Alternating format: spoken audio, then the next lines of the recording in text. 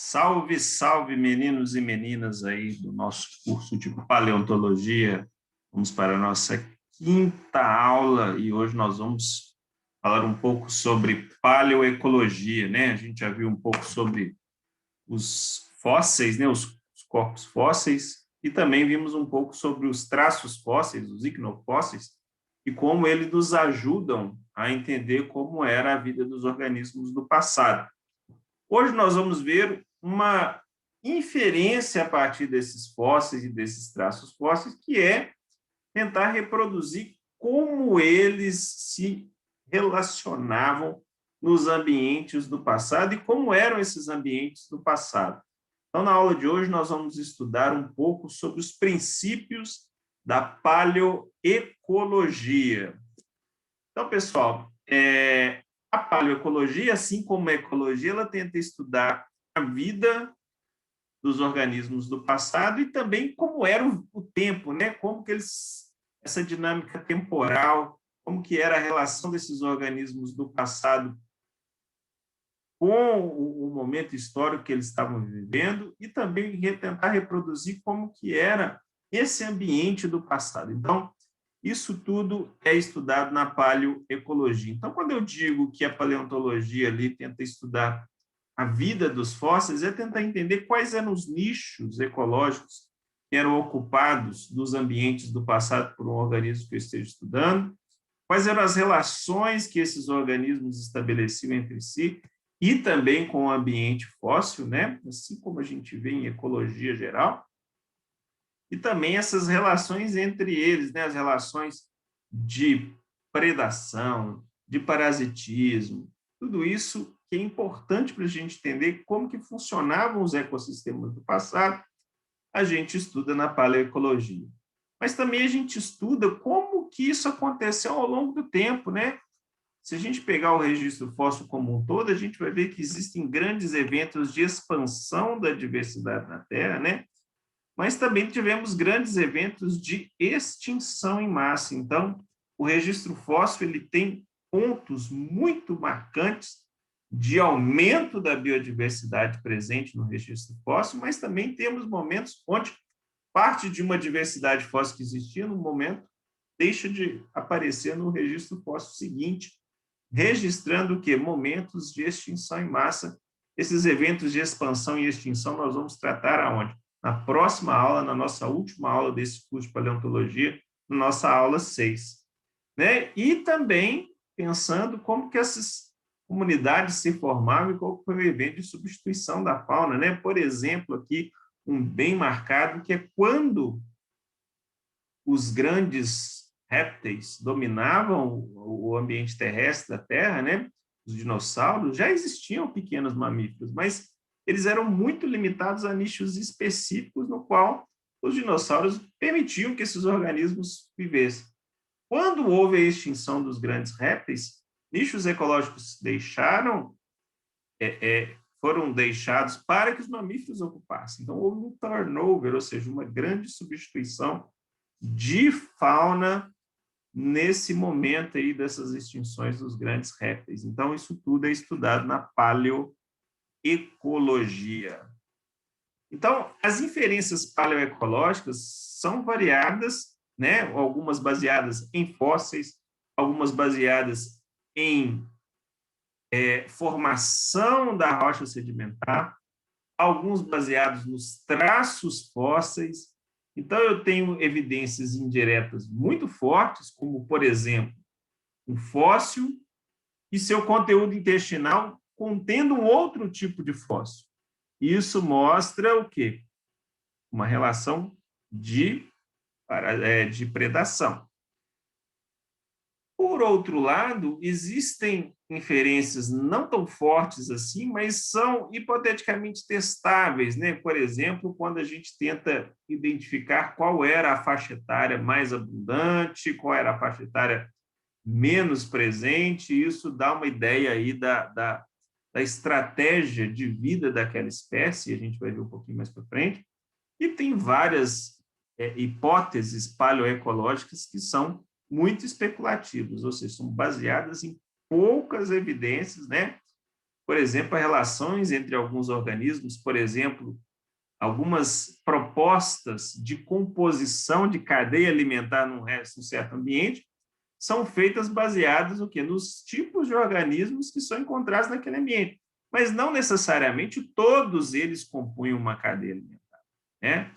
Às vezes algum organismo estava ali, mas de maneira muito transitória, e a relação daquele organismo na cadeia alimentar não está clara. Então, todas as hipóteses paleoecológicas, elas têm algum tipo de incerteza, alguns uma grande incerteza, são pura especulação, e algumas são muito fortes, porque o registro fóssil deixa aquela evidência muito mais clara. Ok, gente? Então, assim como os ecólogos, os paleoecólogos estão buscando as mesmas respostas. Como? Tentar entender as adaptações dos organismos aos ambientes, tentar entender quais eram as interações entre esses organismos, as interações dos organismos com os ambientes, como era o fluxo de matéria e energia nesses ecossistemas, né? Tentar reconstruir as cadeias alimentares, as guildas tróficas, as relações de disponibilidade de nichos ecológicos, né? Isso tudo também é estudado em paleoecologia. E também as dinâmicas populacionais e a dinâmica da comunidade, ou seja, como que essas populações surgiram, se extinguiram, como as comunidades se mantiveram, como elas se substituíram. Então, tudo isso é objeto também da paleoecologia, assim como a ecologia, né? Então, se a gente pensar, o objetivo é o mesmo. Com a ecologia, a gente tem evidências de campo, né? A gente vê os organismos vivos ali. Com a paleoecologia, a gente não tem o campo, a gente tem o quê? Os fósseis, os traços fósseis, evidências de como era o ambiente a partir das rochas sedimentares do passado, para tentar reconstruir o campo. Então, é muito mais difícil traçar hipóteses paleoecológicas do que hipóteses ecológicas feitas a partir de evidências recentes ou evidências imediatas, né? Você vai lá no campo e faz suas evidências. Bom, então, há grandes desafios na paleoecologia, né? A primeira delas é que não se tem ideia da existência da maioria dos organismos que compõem uma comunidade, né? Os organismos que compõem uma comunidade têm diferentes probabilidades de se fossilizar, não é isso? Então, por exemplo, organismos que possuem partes duras têm maior probabilidade de aparecer no registro fóssil, mas eles não necessariamente são dominantes no ambiente. Pode ser que o ambiente seja dominado por organismos que não tenham partes duras, e aí o registro fóssil dessas espécies vai ser subestimado, e aí eu vou poder estar contando uma história daquele ambiente do passado que não reflete a realidade. Então, tem esse viés aí, tem esse probleminha que pode me levar a fazer hipóteses erradas, porque eu não tenho ideia da maioria dos organismos que viveram no passado. Eu sempre conto as histórias do que eu vejo. É isso? Então, a preservação fóssil, vocês viram, elas têm filtros, e esses filtros podem atrapalhar como eu vou contar a história dos ambientes do passado, como eu vou contar a ecologia do passado. Outra coisa é o seguinte, da mesma forma que eu tenho poucas evidências dos organismos, eu tenho poucas evidências sobre os ambientes do passado, ou seja, como eram as condições climáticas, como eram as condições de umidade, como eram as condições do solo. Não, nem sempre é possível traçar como era o ambiente do passado. Então, prestem atenção. É difícil traçar quem eram os organismos do passado. Era difícil determinar como era o ambiente do passado. Então, olha só como é difícil fazer hipóteses paleoecológicas. Então, fazer é fácil. Como é difícil testar hipóteses paleoecológicas, né? E várias relações entre espécies, gente, são praticamente impossíveis de você verificar, porque algumas relações entre espécies se dão ali naquele momento, né? Uma relação de predação, uma relação de competição. Como a gente vai conseguir estabelecer uma relação de competição sem conhecer o ambiente daquele organismo, daqueles organismos que estão competindo. É muito difícil. Então, existem vários desafios e, lógico, que as inferências paleoecológicas são mais difíceis do que eu simplesmente ter inferências sobre o organismo, né? As inferências paleontológicas. Então, quando a gente tem um ambiente real, eu tenho organismos de corpo mole, organismos de corpo com partes duras. E os organismos de corpo mole, a primeira coisa que a gente vê, a gente já viu lá na aula de taxonomia, eles vão o quê? Desaparecer. Mesmo aqueles organismos com esqueletos, né, com partes duras, essas partes duras podem se desarticular, podem se fragmentar. No fim, a gente tem o quê? Apenas uma série de fotografias esparsas para tentar reconstruir um quebra-cabeça de um cenário de onde está o óleo, né? É mais ou menos isso. Bom, então a gente tem que se basear em algum método para tentar vencer esses desafios relacionados à testagem ou até à proposição de hipóteses paleoecológicas. Então, existem algumas premissas. O que são premissas? São coisas que eu já assumo antes de propor as minhas hipóteses. E é o seguinte: os organismos, gente, são, em alguma extensão, para mais ou para menos, adaptados ao ambiente no qual eles foram encontrados.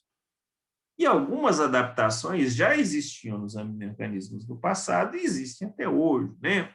Por exemplo, existem algumas características de organismos predadores que existiam nos organismos do passado e existem até hoje. Existem adaptações para a natação, né? Ou seja, se locomover no ambiente aquático, que existiam no organismo do passado e até hoje. Então, é a partir dessas adaptações que eu consigo traçar um pouco sobre o ambiente do passado. Então, por exemplo, se eu tenho um organismo que tem adaptações para, por exemplo, fazer filtração de pequenas partículas, eu já imagino que ele vivia no ambiente do passado, onde a produção, a suspensão de matéria orgânica naquela água já existia, porque ele era adaptado a viver daquilo. Então, as adaptações são muito importantes para eu tentar reconstruir como era o ambiente do passado, né? E os organismos, lógicos, são adaptados àquele modo de vida que eles aderiram. Então, se existia uma adaptação a um modo de vida, aquele modo de vida era possível. E aí eu vou juntando essas informações até tentar recriar o ambiente do passado. Então, essas hipóteses aí sempre estão trabalhando com o quê? Com análogos funcionais, ou seja, organismos que morfologicamente são parecidos, né? Pego organismos do passado e organismos de hoje, cuja morfologia são muito parecidas, e eu imagino que a morfologia deles é parecida porque eles se adaptaram de alguma forma ao mesmo tipo de ambiente, né? De maneira independente. Eu tenho também aquelas informações sobre os análogos filogenéticos. Por exemplo, eu tenho várias informações sobre répteis de hoje e os ambientes que eles vivem, que também se aplicam aos répteis do passado, porque provavelmente viviam em ambientes muito parecidos, alguns crocodilianos, por exemplo. Então, os crocodilianos do passado têm muitas adaptações que os crocodilianos do presente para sobreviver no ambiente. Se as adaptações são muito parecidas, provavelmente viviam em ambientes parecidos. Essa é a lógica. Bom, gente? Bom, e aí eu posso trabalhar a paleoecologia tentando entender a vida de um único organismo. Aí eu estou falando de autoecologia, mas se a autoecologia é aplicada ao organismo do passado, estou falando, na verdade, então, de paleoautoecologia. Ou eu posso estar focado não num único organismo, mas na relação daquele grupo de organismos, né, entre si e com o ambiente, formando ecossistemas ou comunidades. E aí, um organismo, para mim, não é o foco. Na verdade, o foco, para mim, é a interação. É o produto da interação desses organismos em comunidade. E aí eu estou estudando a cinecologia. Da mesma forma, se eu estou estudando a cinecologia de comunidades e ecossistemas do passado, eu estarei estudando, na verdade, a paleocinecologia. Entenderam a diferença? Muito bem. Então, existem paleontólogos interessados na paleoaltecologia, existem paleontólogos interessados na paleocinecologia. Lógico que eu preciso de várias informações geradas de organismos individuais para eu juntar tudo para tentar entender como eles viviam em comunidade. Então, não dá para eu estudar cinecologia sem entender um pouco, sem ter pistas geradas pela paleoaltecologia. Ok, gente? Muito bem. Então, associando essa questão das dificuldades da paleoaltecologia, da paleoecologia, com a tafonomia, né? Lógico que a gente vai entender que os organismos e os ambientes do passado são, na verdade, a gente só consegue contar um pedaço. Então, uma comunidade de organismos viva a gente chama de biocenose. Agora, essa biocenose vai ter uma parte dela que não vai se preservar, ou seja, ela vai se degradar. Aí eu tenho a tanatocenose. Só que parte dela vai se preservar e ainda vai o quê? Se fossilizar. E aí eu tenho o que chamo de tafocenose. Então, existem paleontólogos que estão interessados em entender o quanto a tafocenose é diferente da biocenose, ou seja, o quanto que o que preservou se perdeu em relação ao que era antes. E aí, existem algumas estratégias para fazer isso, e uma delas é comparando as comunidades similares modernas, vivas, e comunidades que eu esperava, naquele mesmo tipo de ambiente, encontrar no passado. E outra estratégia é comparar um ambiente, né, do mesmo tipo sedimentar. A gente tem que lembrar lá que existem o quê? Formações sedimentares que nos indicam como era o ambiente do passado. Existem formações de traços fósseis que nos indicam como era o ambiente do passado. Então, eu posso ter indícios de que dois ambientes são similares. Só que em um tipo de ambiente, eu tive condições muito boas de fossilização e no outro não. Então, é comparando o que eu encontro no ambiente de alta preservação ou um ambiente de baixa preservação que eu descubro um pouco do quanto se perde num processo geral de fossilização. Então, é como se eu comparasse um tipo de ambiente onde deu tudo certo contra um tipo comum, né? Um ambiente que formou fóssil de maneira genérica. Quanto eu perco? Essa é a segunda estratégia. Então, aqui, só pegando uma análise de fidelidade, que é essa que compara o que eu tenho hoje e o que eu perco quando morre, através aqui um exemplo, que é esse teste de fidelidade. Então, quando eu pego a comunidade de organismos vivos num determinado ambiente, eu tenho que, por exemplo, a maioria deles vão ser os detritívoros herbívoros. Agora, quando eu pego no sedimento daquele ambiente, quais são a maioria dos organismos mortos em decomposição que eu encontro ali, eu já não encontro esses aqui mais. Eu já encontro uma categoria que é meio detritivo herbívoro, meio comedores de suspensão. Por quê? Porque lá embaixo, lá no ambiente sedimentar, eu já não vou encontrar os herbívoros detritivos, vou encontrar aqui os comedores de suspensão. Então, fica meio misturado. Muito bem.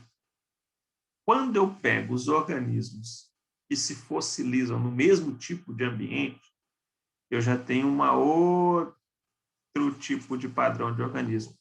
eu já começo a ter uma dominância maior de quem?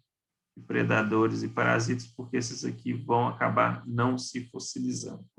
Então, a fidelidade ela vai variando de acordo com cada tipo de ambiente, né? Por quê? Porque o que fossiliza nem sempre é o que tem mais. Na verdade, o que fossiliza é o que tem maior probabilidade de fossilização, né? Baseado em várias características que a gente viu lá na segunda aula como filtros para a fossilização. Volta lá. E aqui, gente, essas são as comparações entre um sítio comum e um super sítio, onde deu tudo certo. Então, onde deu tudo, comparando um lugar onde deu tudo certo, que é o Xisto de Burgess, é um lugar no Canadá que tem muitos fósseis preservados, um lugar onde deu tudo certo. Eu tenho o quê? Uma quantidade, 40, quase 50%, mais do que 40%, na verdade, de artrópodes encontrados do que numa região de mesmo ambiente sedimentar que não deu tudo certo. Ou seja, eu perdi muito, mais do que 40% dos artrópodes. Agora, se eu pegar outros que se fossilizam muito mal, por exemplo, os moluscos aqui, tanto no super sítio paleontológico quanto os outros, a diferença é pequena. Então, gente, é assim que eu comparo o efeito tafonômico, ou seja, o quanto que os filtros para a fossilização atrapalham na minha averiguação da diversidade que eu encontraria no ambiente e que eu não encontro porque existem vários filtros filogenéticos, filtros de fossilização ali. Ok? Bom, mas enfim, com todos esses filtros e esses problemas, gente, a gente consegue tirar informação. Como é que a gente tira informações sobre populações, que é uma coisa muito interessante de se estudar em ecologia, principalmente na autoecologia, no caso da paleontologia, na paleoantropologia. Quem são aqueles que ajudam a sustentar o ambiente? Que são as espécies-chave, as espécies incumbentes, são aquelas que duram anos e que sustentam um certo tipo de ecossistema por muito tempo. Então, a gente usa as informações morfológicas e de frequência desses tipos de morfologias, ou seja, quantos pequenininhos eu tinha, quantos médios, quantos grandões, para tentar descobrir um pouco sobre a faixa etária de alguns organismos cuja relação de tamanho e faixa etária é muito clara, como, por exemplo, alguns moluscos, onde o indivíduo jovem é menor, indivíduo de idade mais juvenil é mediano e o adulto, né, é maior. Então, eu consigo descobrir quem são os adultos, quem são os juvenis, quem são os bem bebezinhos, assim, bem jovenzinhos. E aí eu faço uma relação, um sítio paleontológico, né, que representa o ambiente, do que eu tenho. Se eu tenho uma relação igual no tipo A aqui, onde os menores estão em maior frequência e os maiores estão em menor frequência, então aqui são os maiores e aqui são os menores. Que tipo de influência, diferença eu posso tirar daqui? Naquele momento, quem morreu mais, assim, morreu um monte e se fossilizou, foram os juvenis. Enquanto que eu vi fossilizando ali, menos dos maiores, dos adultos. Isso significa que morria mais juvenis do que os adultos. Isso é típico de quem, gente? De espécies que têm mortalidade rápida, os R estrategistas, porque eles apostam em quantidade. Gerações rápidas, numerosas e com poucas estratégias de sobrevivência, sobra na quantidade. E esse tipo de organismo contribui com uma biomassa muito grande, mas contribui um pouco para a estabilidade. Tendo esses ou tendo outros, tanto faz. Agora, quando eu tenho justamente o contrário, né, gente? Quando eu tenho um número maior de fósseis, de indivíduos maiores, em relação aos pequenos, significa que a mortalidade lá na fase juvenil é pequena e eu tenho uma mortalidade maior, ou seja, sobrevivem mais até chegar à fase adulta. E aí eu tenho organismos o quê? K-estrategistas, que têm uma taxa de sobrevida maior, né? E aí esses são os organismos-chave, porque geralmente são organismos que, se comparados com os organismos hoje, são aqueles que duram mais no ambiente, organismos maiores, são aqueles que têm papéis fundamentais nas cadeias alimentares. Então, a saída deles podem ter efeito na estabilidade da comunidade. Então, esses caras são importantes para os ambientes do passado. E eu ainda posso averiguar alguns outros fenômenos. Por exemplo, aqui, ó, quando eu tenho uma distribuição normal, ou seja, os juvenis morrendo mais, mas um pouquinho menos, o organismo pode não ser tão K nem tão R estrategista, né? Uma estratégia intermediária. Existem organismos que são assim também. E quando eu tenho uma distribuição multimodal, eu tenho gente morrendo em tudo quanto é faixa, eu posso ter um grande evento de desestabilização ambiental ali que morreu geral. E aí morreu juvenil, morreu jovem, morreu velho. Então, nesse momento, a gente vê que a gente tem uma variação sazonal da mortalidade. E aí não depende da estratégia do organismo, mas o ambiente determinou a alta mortalidade desses organismos. A gente vê aqui, ó, nesse tipo de registro fóssil aqui de rochas do Permiano da Inglaterra, nesse fóssil aqui que é de lesma, onde a gente tem o que é uma distribuição bimodal. Então, eu tenho organismos tanto mais jovens quanto mais antigos morrendo, então aconteceu alguma coisa ali que matou geral. Entendeu? Então, a partir dali eu consigo entender como foi a dinâmica populacional dessas espécies.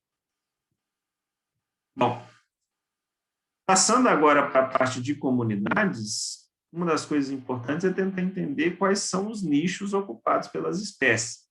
E aí que, nesse momento, os traços fósseis são muito importantes. Por quê?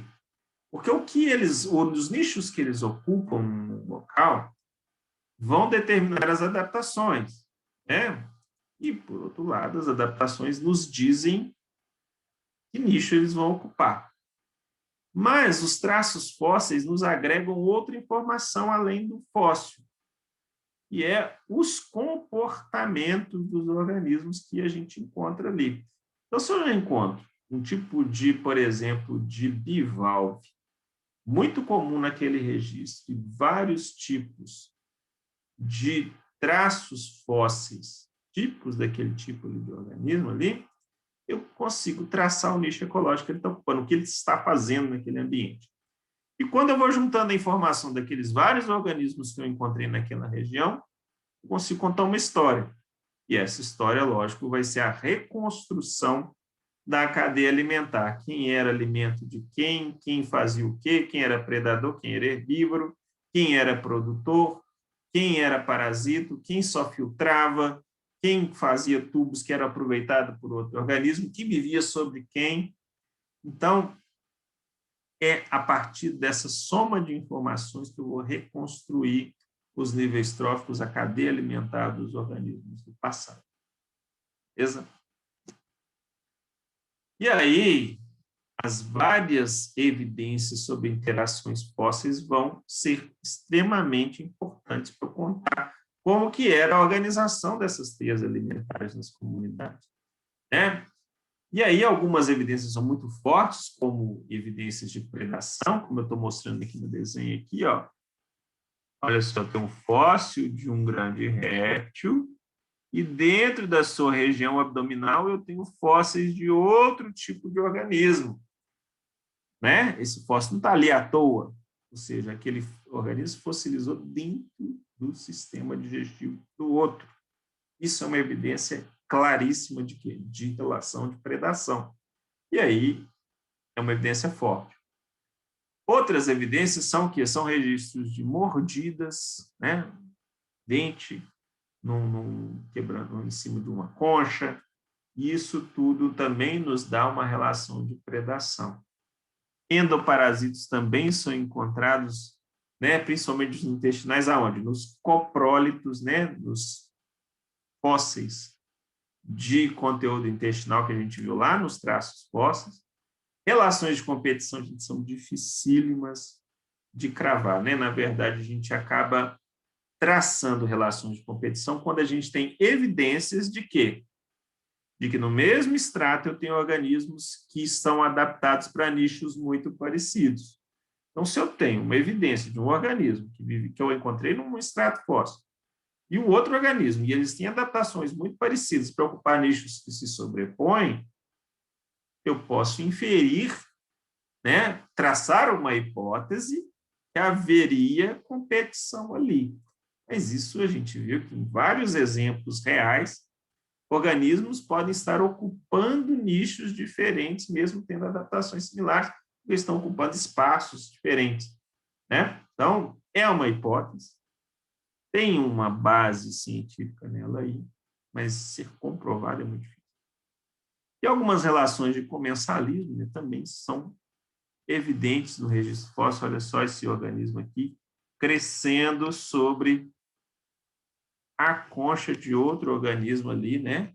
Usando ali como transporte, como resto de alimento, né? Então, o comensalismo ele é visto em alguns elementos do registro fóssil também, como esse aí que eu coloquei no desenho. Bom, outra inferência importantíssima que a gente tira do passado não é sobre os organismos e os seus ambientes, mas sobre os climas do passado. E, normalmente, a gente explora esse tema de traçar como eram os climas do passado, gente, estudando a formação das rochas sedimentares do passado. Porque existem certos tipos de rocha que só se formam em condições muitíssimo específicas, né? Que a gente chama de rochas de clima quente, rochas de clima frio. Então, as principais rochas que se formam em climas quentes são os calcretos, as evaporitas. E existem rochas que também são muito típicas de climas frios, né? São rochas que a gente encontra esses dropstones aqui, e também os tilitos. Muito bem. Além dessa questão da temperatura, a umidade, né, que a gente viu no processo de formação das rochas, influencia, né? A quantidade de água. Então, a gente tem o quê? Combinações de rochas que são típicas de clima quente e úmido, algumas são típicas de clima frio e úmido e assim por diante. Então, por exemplo, a bauxita, a laterita são muito típicos de climas úmidos e quentes, né? Já os tilitos são de frio e úmido. Agora, se a gente pegar a evaporita, é de clima seco e quente. E as glendoritas, por exemplo, são típicas de quê? De formações rochosas de ambientes secos e frios. E aí, isso nos dá uma evidência muito legal de como era o ambiente do passado, casando isso com informações de adaptações na morfologia, a gente consegue ter evidências fortes de como eram os ambientes do passado. E aí a gente consegue traçar alguns padrões para o globo, né, para a Terra. E a gente observou que durante os últimos 600 milhões de anos, o clima da Terra oscilou bastante, né? Tivemos grandes marcos de oscilação, pelo menos 5 vezes, né? Que ó, o clima no pré-cambriano era frio, depois subiu no Cambriano e no Ordoviciano, depois ele caiu drasticamente, aqui marcando um grande evento de extinção em massa. Ele subiu, novo, teve um período frio aqui no Carbonífero e no Permiano, depois subiu de novo no Triássico e Jurássico, caiu aqui ó, na divisão do Jurássico e do Cretácico, subiu de novo do Cretácico para o Terciário, isso. E hoje vivemos num momento de clima mais ameno da Terra, né? Então, a gente está aqui num momento de clima mais ameno da Terra, mas não não podemos deixar de falar que estamos o quê? Numa subida de novo, ok? E lógico, gente, que essas flutuações determinam o quê? As substituições da fauna da Terra. Então, além desses momentos de flutuação do clima, a gente tem o quê? Atividades de vulcanismo, atividades de elevação e rebaixamento do nível do mar, que atrapalhou ou favoreceu vários grupos de organismos que viveram na Terra. E isso levou ao quê? A eventos de extinção de alguns grupos, expansão de outros, né? Levando a mudanças na biodiversidade da Terra ao longo desses 600 milhões de anos. E a gente tem visto aí essas oscilações. Algumas flutuações são de longo prazo, igual essas que eu mostrei, mas existem flutuações curtas ali, não, em intervalos na casa aí dos 100 mil anos, né? Que estão relacionados mais a movimentos da Terra, flutuações com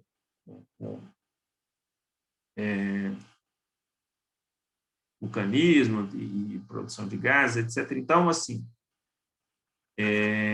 tivemos flutuações de curto, flutuações de longo prazo, e o mais importante, tudo isso influenciou na biodiversidade, e essa biodiversidade também influenciou na construção dos ecossistemas da biosfera. Beleza, gente? Bom, esse foi o assunto da nossa aula de hoje. Na próxima aula, nós vamos para a nossa última aula, onde nós vamos focar no finalzinho desse assunto da aula de paleoecologia, que são os grandes eventos de extinção e expansão da biodiversidade na Terra. Bom, grande abraço para vocês e encontro vocês na próxima aula de paleontologia. Abraço, pessoal.